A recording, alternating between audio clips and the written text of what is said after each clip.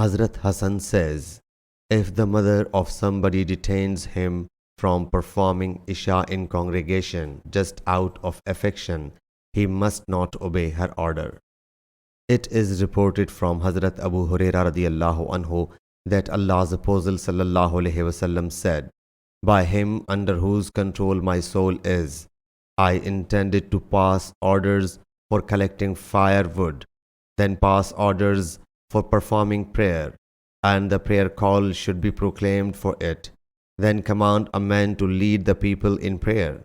Thereafter go to the people who have not come to perform prayer, and set their houses to fire. By him in whose control my life is, if any one of them had known that he would get a meaty bone or two fine sheep's hoofs, he would have attended the Isha night prayer. Sahih Bukhari, Hadith number 644.